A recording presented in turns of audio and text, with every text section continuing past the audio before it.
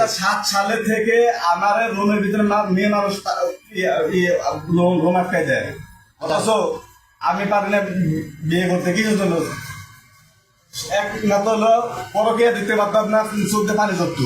কিভাবে মারছো? দুই হলো মারামারি দেখতে পারতাম না, চোখ দিয়ে পানি ধরতো। আকাশ ভাই তুমি কি মারলা কিভাবে? কিভাবে মারছো? কিভাবে মারছো? কি পাপ করছিস? কিভাবে মারছো? কিভাবে মারছো? মানে আমার এই মারি ফেলাই তো ছোট ভাইরা আমার মারার জন্যই, মানে হেদের কথা এলাকা লোক শত্রু দিয়ে গেছে। কিভাবে মারছো? আপনার দেশে এলাকার লোক কোদাল দিয়ে। কোদাল দিয়ে কিভাবে মারছো? কোথায় মারছি? কোথায় কোপ দিছো? মাথায় কোপ দিছে। প্রথম মাসে আমার দাঁত দিলে, তারপর পুকুরে, তারপরে ওই যারা আমার লোক ফোন করছে ওরা আসলে হলো আমার মানে মারার দান্ডা আসছিল আমার মামলা ফেলানোর জন্য। তারপরে ওরে মারছি সবাই মারছো কি দিয়ে?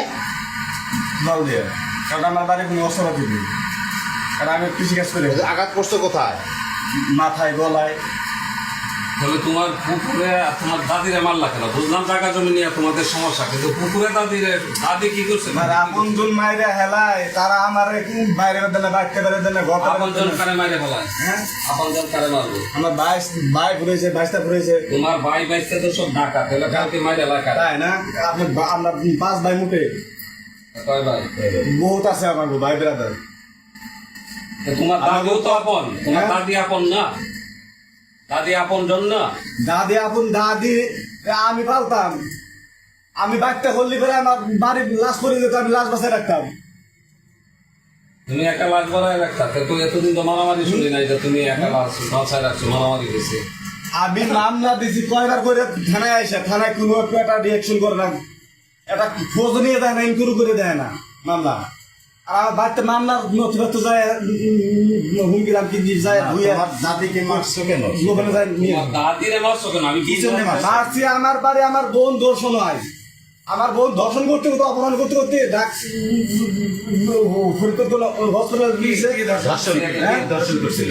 দর্শন করতে এলাকার সন্ত্রাস বাহিনী, অস্ত্র বাহিনী। এগুলো বলতে গেলে তো লাগবে আমার দেখতে থাকে না কিছু জন্য, জানেন?